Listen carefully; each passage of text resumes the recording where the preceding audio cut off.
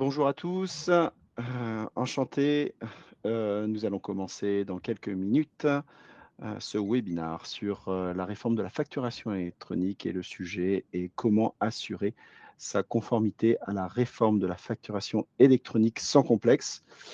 Pour cela, nous avons deux invités, Edouard côté Visma Income et Emilien côté Baker Tilly. Je vous propose d'attendre une minute que tout le monde se connecte.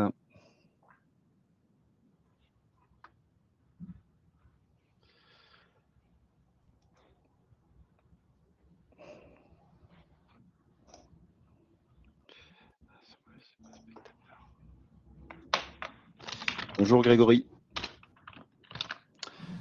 Bonjour Eric. Je vois Aurélien écrire, Gaucha aussi. Désolé peut-être pour la prononciation. Bonjour Claire, bonjour Isabelle, bonjour Mehdi. Il y a beaucoup de monde. Tant mieux, ça fait plaisir. On attend une minute que tout le monde se connecte. Et même Emilien, qui est intervenant, vous dit bonjour directement sur le chat. Je vais vous expliquer le concept. On va commencer dès maintenant. Donc encore une fois, le sujet est comment assurer sa conformité à la réforme de la facturation électronique sans complexité, en présence de Edouard côté Visma Income et Emilien Clochard du côté de Baker Tilly. Je suis Mathieu Ardès Dufour, directeur des partenariats côté celle-ci. Et tout d'abord, voilà nos têtes. Alors, on est aussi en vidéo. Emilien a un petit souci au niveau de la vidéo, donc c'est pas un Les joies souci. du live. Voilà, exactement. Je vais laisser la présentation. Peut-être, Edouard, si tu peux parler très rapidement de toi. Pareil, Emilien. Oui, bien entendu. Merci beaucoup, Mathieu, de nous avoir conviés à ce webinaire. On est très heureux d'accompagner les utilisateurs celle-ci et les clients Baker Tilly dans cette transition vers la facturation électronique sans complexité. Pour dire deux mots très rapidement, je m'appelle Edouard Klein, je suis account executive chez Income depuis bientôt 7 ans. J'ai le plaisir d'accompagner les clients, notamment de celle-ci, sur la connectivité de leurs solutions et aujourd'hui, en 2026 et 2027, d'assurer la conformité de leur setup comptable et fiscal. À toi, Emilien. Merci Mathieu, merci Edouard. Bonjour à toutes et à tous, Emilien Clochard, expert comptable, associé du groupe Baker Tilly et directeur général de Baker Tilly Digital, notre filiale 100% Baker Tilly qui accompagne les dirigeants et les entreprises dans leur transformation digitale. Et donc nous travaillons étroitement avec celle-ci et Income. Merci beaucoup. Donc, rapide présentation de celle-ci, dont je suis le directeur des partenariats. On est une solution française de gestion commerciale et financière, assez complète sur le marché, puisqu'on va au-delà de la simple facturation et aussi d'un module vente. On a aussi la partie trésorerie et la partie marketing. On est en mission depuis 17 ans. On accompagne les TPE et les PME sur la gestion commerciale et financière. On a environ 65 000 utilisateurs, un peu tout type. On a beaucoup de dirigeants, des équipes commerciales, des DAF, des RAF, des experts comptables, du marketing et des finances. À peu près 150 personnes qui sont dispersées entre La Rochelle et Bordeaux. Et puis, vraiment une position très française avec des données hébergées en France, du côté de Paris, et plus de 100 partenaires sur notre marketplace, dont Income, qui est partenaire depuis plus de 2 ans. Et pour Baker Tilly est une société de conseil, d'expertise comptable, de gestion sociale, RH, d'audit et donc de transformation digitale avec Baker Tilly Digital. Nous conseillons et accompagnons nos 40 000 clients en France avec nos 2200 collaborateurs. Et Baker Tilly Digital est une filiale ESN, entreprise des services du numérique, qui accompagne les clients dans leur transformation digitale, du conseil à l'implémentation, intégration, jusqu'à l'automatisation et la sécurisation des process, avec nos 40 collaborateurs répartis en France pour vous servir.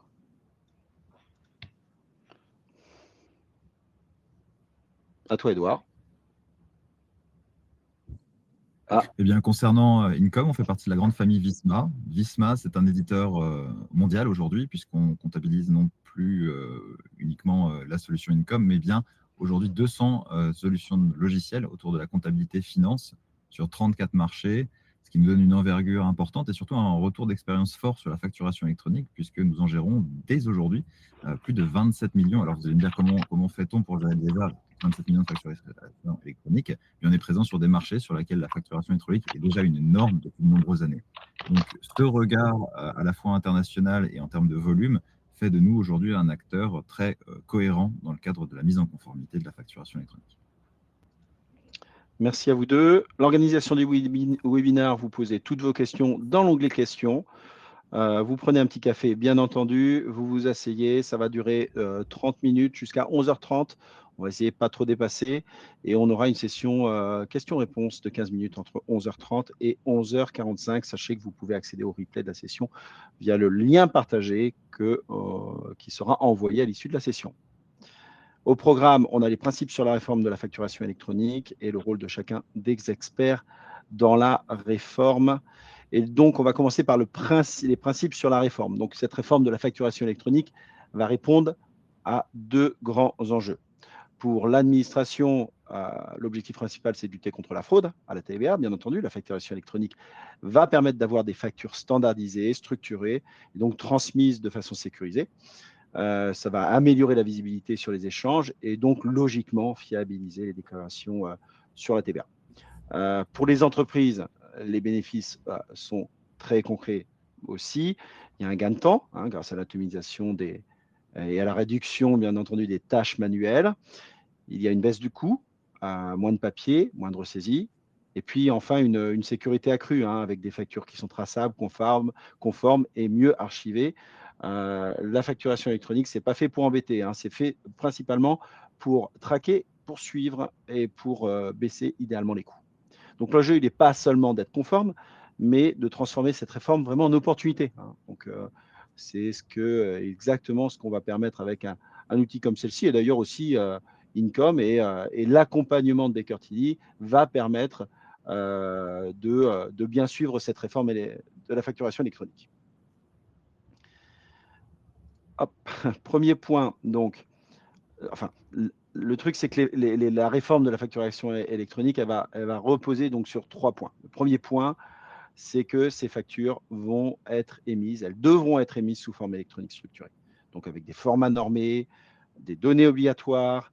L'objectif, c'est vraiment de rendre les factures lisibles par les systèmes et pas seulement par les humains. Ça, c'est très important. J'ai pas mal discuté avec certains entrepreneurs qui pensaient qu'un PDF était une facture électronique. Non, pas forcément. Au contraire. Donc, il y a des normes, il y a une structure. Donc, l'objectif, c'est de rendre les factures lisibles par les systèmes. Le deuxième point, les factures ne circuleront plus directement entre entreprises. Ça, c'est très important. Il y a désormais un intermédiaire. Il y a des plateformes certifiées par l'État. Et ces plateformes vont assurer la transmission, la conformité et la traçabilité des factures. Ce que propose celle-ci comme Income. Et puis, troisième point, certaines données de facturation vont être transmises automatiquement à l'administration fiscale, ce qui va vous faire gagner du temps puisque ça va permettre un pré-remplissage et un meilleur contrôle de la TVA. Donc, concrètement, ça signifie que les entreprises vont devoir obligatoirement passer par une plateforme agréée, on le sait, et donc par un outil de facturation conforme. Voilà, très, très important.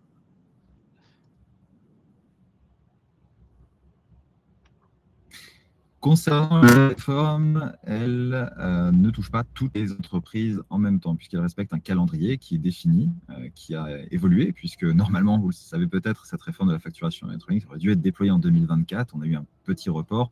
Là, on y est 2026, 2027. Il n'y aura plus de report. Le calendrier est fixé. Et vous le voyez sur cet écran. Alors, comment ça se lit? C'est extrêmement simple. Vous voyez qu'il y a 2 temps. Une obligation de réception, e-invoicing, et une obligation d'émission en e-invoicing également. Il faut se dire que tout le monde va passer à la facturation électronique en 2026. Vous êtes assujetti à la TVA, vous allez devoir vous mettre en conformité, mais pas selon le même périmètre. Seront soumises à l'obligation de réception toutes les entreprises assujetties à la TVA. Ça marche aussi pour les associations, ça marche même pour les CSE qui auraient une activité commerciale. Tout le monde sera concerné. Donc, cette réforme de la facturation électronique, vous avez quelques mois pour vous mettre en conformité sur l'obligation de réception. ça vous permettra de recevoir la facture notamment de votre grande entreprise, fournisseur, comme Orange par exemple ou Total. Eh bien, ces entreprises-là sont soumises à une autre obligation, et ce, dès septembre 2026, c'est l'obligation d'émission. Je pense qu'il y a beaucoup de personnes aujourd'hui qui suivent cette visio qui sont plutôt concernées par la seconde catégorie, donc des gens qui seront soumis à l'obligation d'émission, mais qu'à partir de septembre 2027. Donc retenez bien qu'il y a 2 temps. Un premier temps, dès septembre 2026, vous devrez être inscrit sur un annuaire pour permettre de vous transmettre des factures, et une deuxième vague d'obligations, septembre 2027, où vous devrez donc émettre des facturations électroniques. L'avantage, c'est qu'à partir de septembre 2027, votre client ne pourra plus prétendre ne pas avoir reçu votre facture. Parfait. Et la roadmap, voilà, les dates clés à retenir. Première étape, début 2026, donc possibilité d'émettre et de recevoir les factures électroniques via une plateforme agréée. Je ne sais pas si c'est pour le coup actuellement le cas chez Income, mais en tout cas, c'est possible chez celle-ci. Donc, inscription au PPF via une PA, donc plateforme agréée. Étape 2, septembre 2026, obligation d'émission pour les grandes entreprises et les ETI. Et obligation de réception pour tous. Et puis en septembre 2027, alors là, on y passe absolument tous, obligation d'émission et de réception pour tous. À toi, Edouard. Alors, comment se mettre en conformité sans multiplier les outils, sans alourdir les process et en étant sûr de faire les bons choix? Eh bien, je trouve que tu parlais d'opportunités, Mathieu, précédemment. Cette facturation électronique est une opportunité formidable de remettre à plat les process internes de l'entreprise. Et qui mieux orchestrateur avec son expertise que Cartili Digital peut vous conseiller dans cette démarche sur le fait de déployer les bons outils aux bons endroits. Et celle-ci est intéressante par son périmètre élargi. Mathieu parlait de marketing, d'acquisition client, de gestion de funnel. Eh bien, ils le font très bien. Ils le font très bien parce qu'ils sont spécialisés dans ce domaine. Comme nous sommes spécialisés sur la comptabilité, on équipe avec BO sur tous ces dossiers clients et de multiples cabinets en France. L'objet pour nous étant d'intervenir de la récupération du flux, donc littéralement juste après celle-ci. Donc, on a une connexion directe, on reviendra sur cet aspect juste après pour que vous ne pensiez pas une seconde devoir manipuler des fichiers ou transmettre des informations, tout se fera de manière automatisée. Et là, on aura directement un processus, je dirais, la navigation du prospect sur votre site internet jusqu'à l'émission de la facturation électronique, jusqu'à la constitution de votre bilan par votre expert comptable. Et ça n'a pas de prix puisque ça vous permet sur chacun des segments de vous attacher les services d'un spécialiste. Littéralement, on va avoir quelques mois là, d'ici juin, pour s'intéresser à ce que vous faites actuellement dans votre entreprise, voir comment la facturation électronique, par la rationalisation des process, par la clarification, Mathieu parlait de données standardisées et structurées, eh bien, on va voir que c'est une opportunité formidable pour aller beaucoup plus loin dans l'analyse que vous faites aujourd'hui de vos chiffres, puisqu'on va pouvoir passer d'une comptabilité miroir à une comptabilité temps réel pour votre plus grand bénéfice, notamment de flux de trésorerie. Juste rapidement, il y a je crois que c'est Isabelle qui demandait ce que signifiait PPF. Je t'ai répondu, Isabelle, c'est le portail public de facturation. Donc ici, il y a les pouvoirs publics qui ont essayé de recentrer la mission du portail public de facturation. Et donc l'idée, c'est de concentrer les données et d'administrer l'annuaire des sociétés. Voilà, tout simplement. Ok, on continue. Vous pouvez toujours poser vos questions, soit sur le chat, soit sur les questions. N'hésitez pas. Pas de souci, Isabelle. On continue. Le rôle de chacun des experts. Cette slide, elle montre surtout ce qui change par rapport à une facture classique. Donc avant, une facture partait directement du fournisseur au client. Et avec la facturation électronique, il y a donc ce tiers de confiance. D'abord, la facture était mise depuis une plateforme agréée, soit celle-ci, soit Income, peu importe, comme celle-ci, bien entendu, qui vérifie automatiquement sa conformité. Et ensuite, elle est transmise au client via les plateformes, quelle que soit la solution utilisée de chaque côté. Du moment que l'État a validé une plateforme agréée, les flux d'informations sont bien reçus. Enfin, côté client, la facture, elle est reçue, elle est acceptée ou refusée, et elle est intégrée automatiquement dans l'outil comptable. Ici, c'est Income, puisqu'on va en parler, mais celles-ci Income vont être connectées. On a créé un connecteur via API qui fonctionne bien. Et donc, par exemple, Income peut être très bien la plateforme de réception, tandis que celle-ci va être de l'émission. Et ça, je pense que tu en parleras un peu plus, Emilien, par la suite. En tout cas, l'intérêt, c'est que tout est tracé, automatisé, interopérable, et donc sans rupture dans la chaîne. Tu parlais d'interopérabilité, Mathieu, elle est centrale puisque on ne va pas se retrouver avec des silos de données ou des goulots d'étranglement de la transmission d'informations. La connectivité API permet d'aller transmettre non seulement les flux, mais également les pièces directement de facturation qu'on va retrouver dans la solution après Income en comptabilité. Concrètement, on aura une synchronisation continue des données comptables et surtout un plan comptable qui est piloté et mis à jour dans celle-ci directement. Ça, c'est vraiment intéressant dans le cadre de la relation et du travail conjoint avec votre comptable de chez Baker Tilly, c'est que vous ayez directement en temps réel une interface qui va communiquer. Donc, pas de double saisie, pas de double retraitement. L'objectif, comme je le disais, c'est de vous équiper d'une solution la plus mature sur la partie gestion, marketing, ce que fait celle-ci, et une solution complète avec une profondeur fonctionnelle comptable très importante parce que c'est notre cœur de métier. On va le voir brièvement sur la gestion de l'analytique. C'est une opportunité formidable pour aller mieux piloter son entreprise, notamment par la mise en place de ventilation analytique qui permettent justement d'aller en temps réel comprendre quels sont les flux de votre entreprise et surtout prendre des décisions pertinentes avant que ces décisions ne s'imposent à vous. Donc, comme je disais, l'interopérabilité, c'est quelque chose qui fonctionne très très bien. C'est quelque chose qui est mise en place entre nos deux sociétés, celle-ci Income, depuis plusieurs années. Donc, on a une grande expérience de travail commune. Je dirais que l'opportunité de la facturation électronique va nous permettre de nous renforcer encore plus dans le travail conjoint autour des flux partagés entre les deux solutions. Donc, concrètement, l'interopérabilité, elle est rendue simple et totalement invisible au quotidien, si je devais résumer. Alors, on a pas mal de questions et d'ailleurs, Emilien est très sachant sur le sujet. D'ailleurs, on va passer sur la slide suivante et on va lui donner la parole. Il pourra aussi répondre à ces questions. Exactement, merci Mathieu, merci Edouard. Alors, 42 cas d'usage, mais c'est quoi ces cas d'usage là dont on parle? C'est que dans le cadre de traitement des factures et des flux, il y a des cas spécifiques dits un peu plus complexes techniquement, mais qui peuvent néanmoins être fréquents. Alors, on voit là 42 cas d'usage. Oh là là, c'est quoi tout ce truc-là? Bien, je vous propose qu'on joue au loto. Hein. On va jouer au loto et on va tirer un numéro. Et dans le cadre des cas fréquents, on va tirer le cas d'usage numéro 2021, facture d'acompte et facture définitive après acompte. Vous voyez, ce sont des cas qui sont pourtant récurrents, mais qui nécessitent techniquement des usages et des cas spécifiques qui sont traités par les plateformes agréées. Vous voyez par exemple le 27-28, les frais des collaborateurs. Ce sont des cas qui sont quand même extrêmement récurrents, mais qui ont un traitement technique par les plateformes agréées spécifique.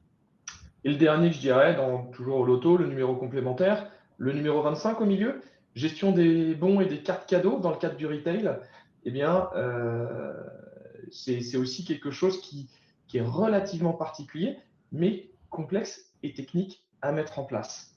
Ça veut dire quoi par rapport à tout ça? Ça veut dire que dans le cadre de vos spécificités, à vous, entrepreneurs, il conviendra de bien valider que ces cas sont traités de la bonne manière par vos plateformes.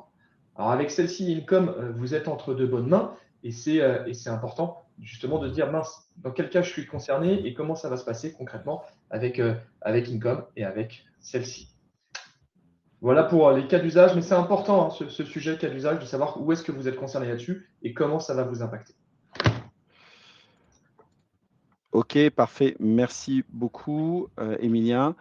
Je réponds en même temps aux questions. N'hésitez pas à poursuivre sur le chat, Edouard et Emilien, s'il y a des questions.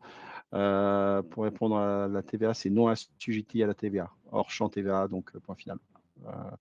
Exemple particulier, association sans activité économique, certaines personnes publiques. Voilà. Et donc, pour reprendre, désolé. Donc, on a trois acteurs complémentaires dans la réforme de la facturation électronique dans notre cas. Donc, dans les projets de facturation électronique que nous voyons fonctionner sur le terrain, sur ce qui marche le mieux, c'est vraiment une répartition très claire des rôles. Donc, côté entreprise, celle-ci va être utilisée comme plateforme d'émission au-delà de la conformité. Donc, c'est souvent l'outil déjà en place pour la facturation, couplé au CRM, à la trésorerie, au marketing, ce qui évite de multiplier les outils. Donc, celle-ci va s'appuyer sur des mécanismes d'automatisation et d'IA pour fiabiliser les données et fluidifier les traitements. Côté cabinet, Income est positionné en plateforme de réception. Donc ça, c'est très important quand on discutait avec Emilien l'autre jour à Angers. Lui, il insistait beaucoup sur le fait d'avoir du côté celle-ci au niveau de l'émission et en réception Income. Ça permet de normaliser la comptabilité. Et du côté du cabinet, Baker Tilly ici reste central. Donc, vous allez accompagner les choix d'organisation, sécuriser la TVA, l'e-reporting et les obligations fiscales. Donc, le fonctionnement va permettre de gérer la réforme sans rupture. En tout cas, c'est ce qu'on propose en combinant la technologie et donc l'expertise humaine qu'on peut avoir chez celle-ci et chez Income, mais très important, toujours être accompagné d'un expert comptable. Il y a un point que je n'ai pas forcément mentionné sur le slide, mais c'est quand même important de le mentionner, c'est qu'il y a un connecteur, je l'ai dit précédemment, qui va permettre l'envoi des journaux de vente et d'achat de tous les paiements remis en banque provenant de celle-ci vers Income.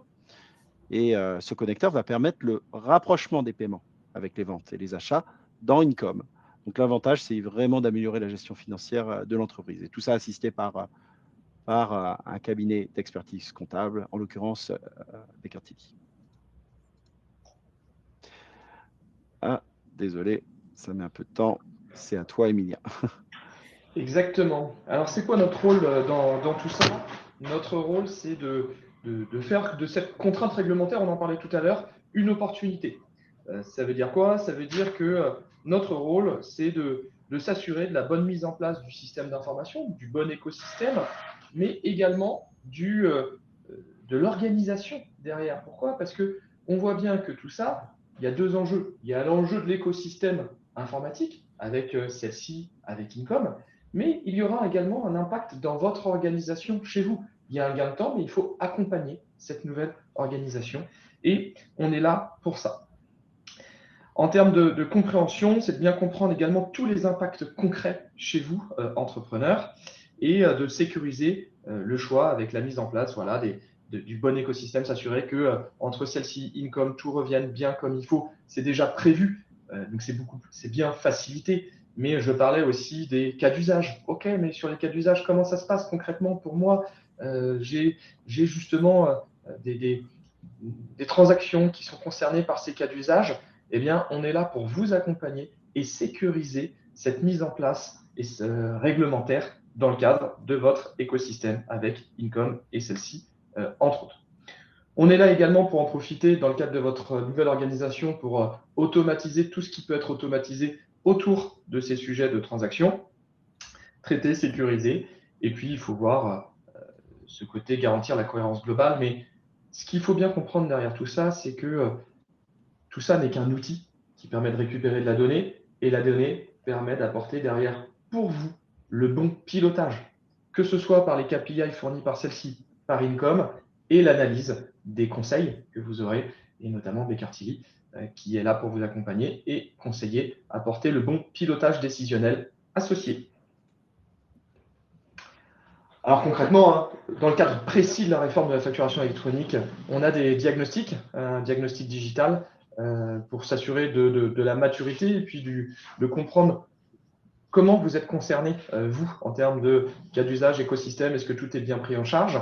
Le déploiement avec Income celle-ci, mais peut-être qu'il y a d'autres outils métiers que vous avez en plus de Income celle-ci et dont il faut bien s'assurer de la récupération des informations. L'amélioration et simplification des process également. On en parlait sur l'impact et la conduite du changement.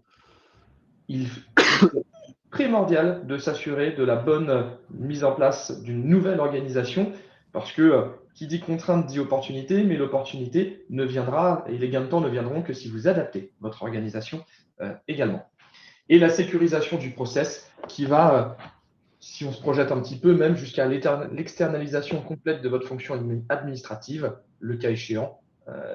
C'est quelque chose qui est aussi permis et facilité par la mise en place de la réforme de la facturation électronique, c'est de se dire, on le sait bien, l'administratif est le point de douleur numéro 1, la contrainte administrative est le point de douleur numéro 1 des entreprises en France aujourd'hui. Eh bien, la mise en place de la facturation électronique facilite aujourd'hui la mise en place d'externalisation complète de cette fonction administrative et des structures de conseil telles que les nôtres le permettent suite à la mise en place de tout ça. Alors, la gestion des statuts, il faut savoir que dans le parcours de vie d'une facture, il y a plusieurs statuts. Il y en a 4 à différents moments, 2 qui sont automatiques, gérés par les plateformes, et 2 qui sont en fonction, vous, de votre cas, entre guillemets. Donc, les 2 premiers, déposés et rejetés, ce sont des statuts qui sont gérés par la plateforme émission. Mettons celle-ci, j'émets une facture via celle-ci, eh bien, celle-ci va donner tout de suite l'information que la facture est déposée en tant que plateforme émission. Et le statut rejeté, ce sont des statuts techniques. Il manque des mentions obligatoires sur la facture ou il y a un problème. Eh bien, ça, c'est ce qui est émis par le portail public de facturation. Mais tout ça, c'est automatique et vous n'avez rien à faire là-dessus. Par contre, une fois que la facture arrive, on se place de l'autre côté, on est acheteur, client. La facture arrive et il y a des choses qui ne correspondent pas. Il y a des motifs précis. Si vous l'acceptez, vous n'êtes pas dans l'obligation de le signifier. Par contre, si vous refusez la facture, eh bien, vous êtes dans l'obligation de montrer que vous refusez, donc de signifier ce refus et de répondre sur 7 motifs possibles sur la justification de ce refus. Et encaisser, c'est que dans le cadre des entreprises de prestation de services. J'ai émis ma facture, je l'ai encaissée. N'oublions pas que l'enjeu numéro 1 pour l'État, c'est de récupérer de l'argent via la TVA, plus rapidement, plus facilement. Donc, pour tous ceux qui sont en prestation de service, ils sont tenus de rendre cette TVA au moment de l'encaissement. Il est donc important de signifier l'encaissement. C'est même pas important, c'est obligatoire. Si on matérialise ça dans un schéma simple, c'est ce qu'on voit ici. Et oui, ceci est un schéma simple au sens de la facturation électronique. Eh bien, vous voyez que c'est exactement ce qu'on vient de dire. Donc, on est vendeur ou fournisseur, on émet une facture, donc ça arrive sur la PA, donc plateforme agréée d'émission, qui est en capacité de rejeter directement, donc c'est très technique, ce qu'on disait, ou de donner le statut déposé. Donc ça, c'est automatique. Ça arrive ensuite sur la plateforme de réception, ça arrive chez le client ou l'acheteur. Il y a encore cette possibilité d'avoir un rejet technique, mais tout ça, c'est complètement invisible de votre côté. Et c'est là que, côté acheteur, client, si vous refusez, il convient de le signifier. Il y a donc une action à faire sur la plateforme de réception pour refuser cette facture, avec 7 choix possibles. On va dire que ça peut être des doublons de facture ou je dirais des mentions de la facture non conforme, c'est-à-dire que ce n'est pas la bonne adresse de livraison, ce n'est pas le bon SIRET, ce n'est pas la bonne structure qui est notifiée. Et il y a un 7e motif qui est un autre motif. Par contre, là, vous êtes obligé de mettre un commentaire obligatoire. Et je pense que cette précision répond à une question qu'il y avait plus haut normalement. Je me permets juste, premier point, il est déjà 11h30, on va essayer d'accélérer un tout petit peu. Et donc maintenant, c'est ta partie Income. Merci beaucoup, Emilien, pour les précisions. Il y a des questions de Raphaël et de Grégory. Je propose de les traiter par la suite lorsque nous aurons fait dérouler les slides, si ça vous convient. Parfait. Tu avais bien fini, Emilien, rassure-moi. Ouais, c'est bon, c'est bon. Ok, d'accord. À toi, Edouard. Eh bien, simplement pour bien comprendre le cheminement de la vie de la facture dans les différents outils, eh bien, toujours pareil, vous êtes sur l'établissement de vos devis, vos factures, puis l'outil celle-ci est transmise en émission. Income récupère l'ensemble de ces flux, puisque celle-ci les a transformés en flux conforme facturation électronique. Sans rentrer dans les détails, il y a un format de facture reconnu qui s'appelle Facture X aux côtés d'un autre format qui s'appelle Universal Business Language, mais le plus souvent diffusé, c'est Facture X. Vous allez beaucoup en entendre parler parce qu'on se retrouve majoritairement en France. la gestion du cycle de vie des factures dans la PA, comme l'a montré et expliqué Emilien, et littéralement une traçabilité du flux de A à Z, puisqu'on a ce lien direct entre les deux solutions. Donc, si je devais résumer, il n'y a pas de changement d'habitude, ça ne va pas impacter négativement vos process internes, c'est juste un moment pour les compléter. J'ajoute au propos d'Emilien qu'on a constaté, nous, côté Visma, des améliorations nettes sur les durée d'encaissement des factures, donc ça va soulager quelque peu votre trésorerie. Et également un coût qui a été divisé parfois par 5 de la gestion des factures directement liées à cette réforme de la facturation électronique. Beaucoup d'automatisation sont rendues possibles. Et ce que je vous invite à faire, c'est d'aller solliciter votre conseil pour qu'il puisse vous accompagner au mieux dans cette réforme de la facturation électronique en optimisant vos process, puisque comme dans tout grand projet d'ampleur, un peu de maîtrise d'œuvre et d'expertise ne fait pas de mal. Je reprends la main juste par rapport au rôle de celle-ci, si tu me le permets, Édouard. Donc, en effet, émission et réception, côté celle-ci, tout à fait possible. Il y a une question sur les avoirs. Oui, les avoirs font partie de la facturation électronique. On n'y déroge pas. Il y a des petites subtilités, par contre, sur les avoirs. Donc, peut-être on en pourra en parler par la suite. Dans la plateforme, celle-ci, tout se fait, transformation des devis en factures conformes. Donc ça, c'est quelque chose qu'on sait faire. Gestion du cycle de vie des factures, pareil, dépôt, rejet, refus, encaissé. Ça, c'est des choses qui ne vont pas changer avec la facturation électronique. On le fait toujours. Et puis, plus qu'un outil de facturation, celle-ci va vous aider sur l'essentiel de votre activité. Donc, on est classiquement dans des projets qui vont être en fait à vous accompagner tout au long de la gestion de votre entreprise. Sur la partie, celle-ci toujours, on couvre tout le cycle de vente. Donc vous l'aurez compris, il y a une partie vente que vous pouvez voir en vert sur le développement de votre chiffre d'affaires. Facturation, là on va voir la facturation électronique, mais on fait la facturation depuis plus de 17 ans désormais, où on va gagner du temps sur les factures électroniques et le paiement avec une PA, une plateforme agréée qui est incluse. La trésorerie est interconnectée avec la facturation. Et enfin, le marketing, on va pouvoir générer des leads liés au module vente que l'on appelle parfois, peut-être de façon erronée, un CRM. Voilà, concernant ma partie, j'essaye de me presser. Et puis, comptabilité qui traite les factures, plusieurs modes. Donc, un point, ça c'est important à clarifier, c'est que la plateforme de réception ne fait pas la comptabilité. Son rôle, c'est de recevoir, structurer, transmettre les factures, mais pas de les produire en écriture comptable. Donc, dans les organisations qui fonctionnent bien, les factures sont émises et centralisées dans l'outil de gestion, donc ici celle-ci par exemple, et elles sont ensuite transmises automatiquement vers un outil de production comptable comme Income. Et c'est dans cet outil que l'expert comptable travaille et qu'il va contrôler et va produire la comptabilité. Donc, il y a vraiment une séparation des rôles qui va permettre d'éviter les confusions et de sécuriser les process. Édouard, tu veux rajouter quelques mots? Non, tu as très bien exprimé le fait qu'il y ait véritablement d'un côté la comptabilité, d'un côté la PA, qu'il y avait un lien effectivement logique entre les deux, mais deux secteurs distincts. Il est intéressant justement d'avoir ce meilleur lien entre l'outil technique de l'expert comptable qui permet d'aller gérer toute la fiscalité, toute la conformité réglementaire et un lien direct avec la PA. Ok.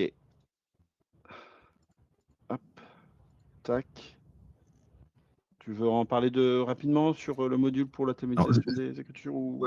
Ouais, rapidement, parce que c'est vrai qu'on prend pas mal de temps, mais je voulais vraiment insister sur ce fait que la facturation électronique est une opportunité, c'est pas 20 mots, puisque ça va permettre de rationaliser tous les process internes. Ça va permettre, et je pense qu'il y a beaucoup d'entrepreneurs aussi ici présents qui vont comprendre que leur cabinet comptable ne les relancera plus pour une facture manquante, parce que de facto, elle a été transmise par la PA, et donc de facto, elle est présente en comptabilité.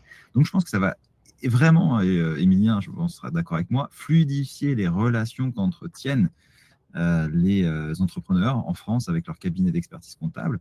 Et ça va permettre aussi de réaffirmer une proposition de valeur forte de la part des cabinets d'expertise comptable qui accompagner, je parlais de maîtrise d'œuvre de Baker Digital sur la structuration et le passage à cette réforme de la facturation électronique, qui est intéressant sur le coup d'après, c'est-à-dire de faire du cabinet d'expertise comptable le véritable partenaire de l'entreprise, notamment sur la transmission d'informations, sur le pilotage et le conseil. On va rentrer dans cette ère où les flux temps réel vont de nouvelles dimensions des cabinets comptables.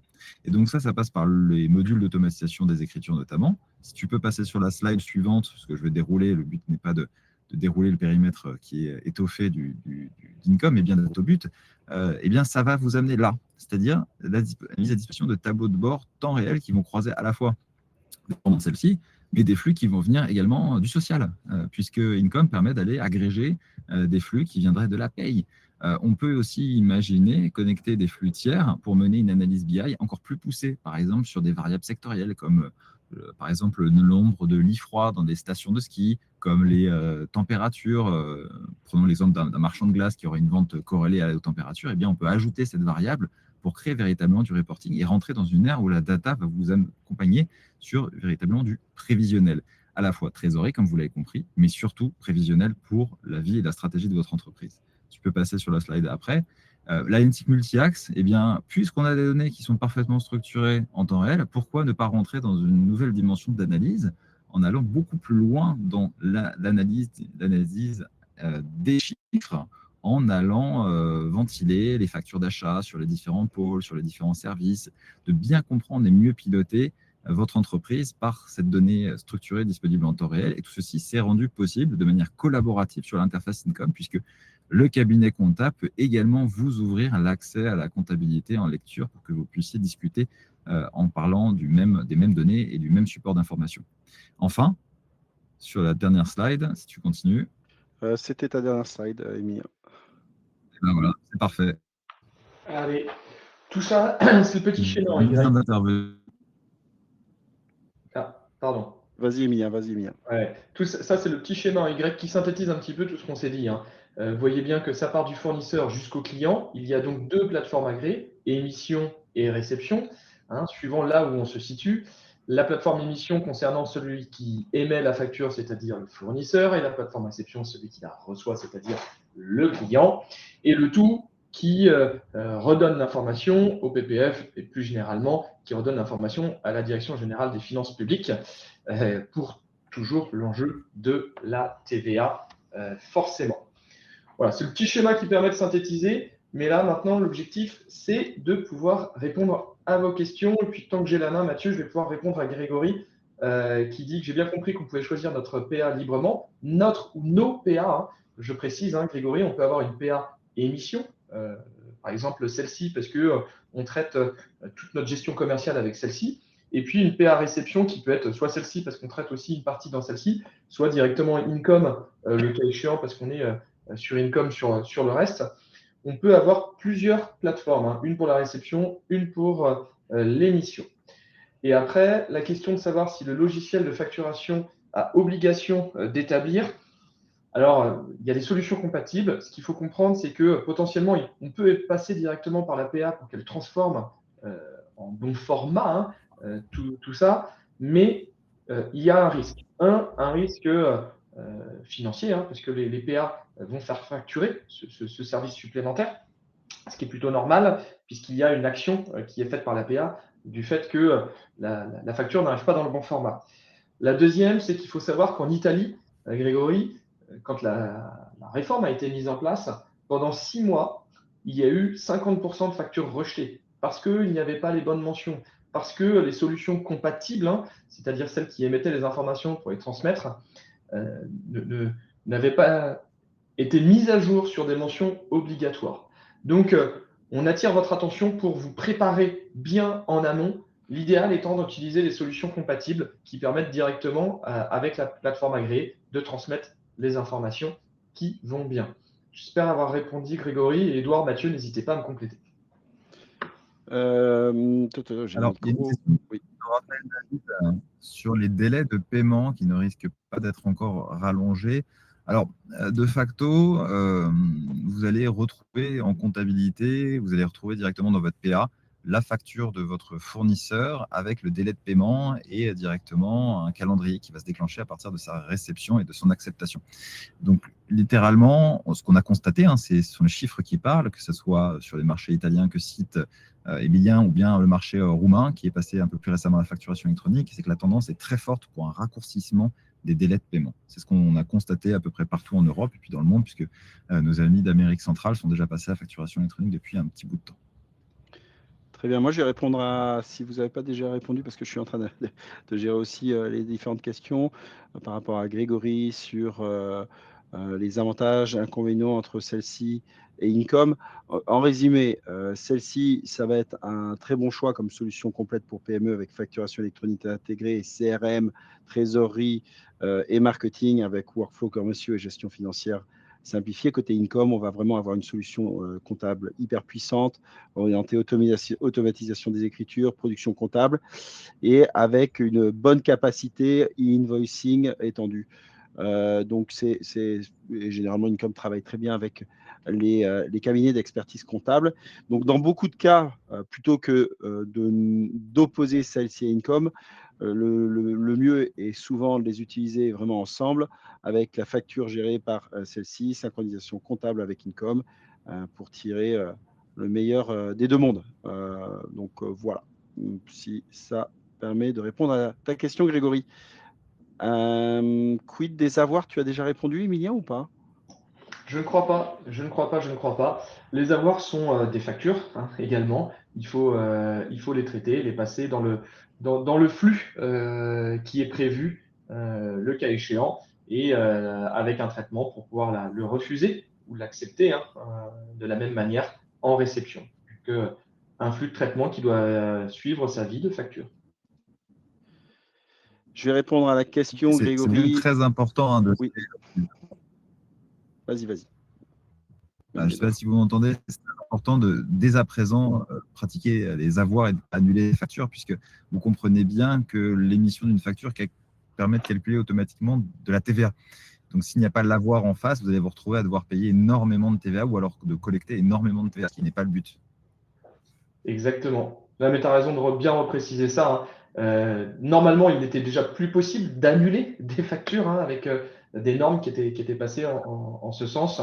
Et si je ne paye pas la facture, je refuse de la payer, mon client refuse de la payer et je suis d'accord pour qu'il ne me la paye pas, je suis dans l'obligation d'émettre l'avoir pour le bon suivi de la TVA et pour la bonne comptabilisation derrière. Grégory, une dernière question. Qui prendra PA? Ça dépend vraiment de toi, de ta société, de la particularité de ton business model. Donc, le mieux, c'est de discuter avec celle-ci comme Income. Le modèle que l'on a, en tout cas que l'on vous a présenté aujourd'hui et on pense que ça fonctionne bien parce que c'est associé à un cabinet d'expertise comptable comme Baker Tilly, c'est d'avoir une plateforme d'émission comme celle-ci et d'avoir une plateforme de réception comme Income. En tout cas, c'est ce qui fonctionne aujourd'hui et c'est ce qu'on propose. Après, il y a toujours des cas un peu uniques, des cas un peu cas spéciaux, pardon. Et donc, le mieux, c'est vraiment de discuter avec celle-ci comme avec Income, je pense. Oui, juste pour compléter, Grégory, ce qui est important, c'est de comprendre votre organisation, comment vous fonctionnez. J'émets des factures, je gère toute ma relation commerciale dans celle-ci. Il faut, et c'est tout naturel, prendre la plateforme agréée d'émission de celle-ci pour avoir une expérience qui soit optimisée.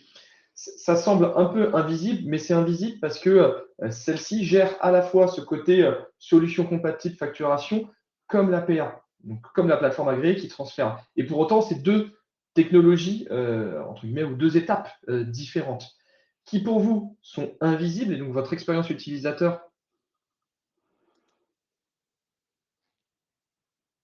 Emilien, on t'entend plus.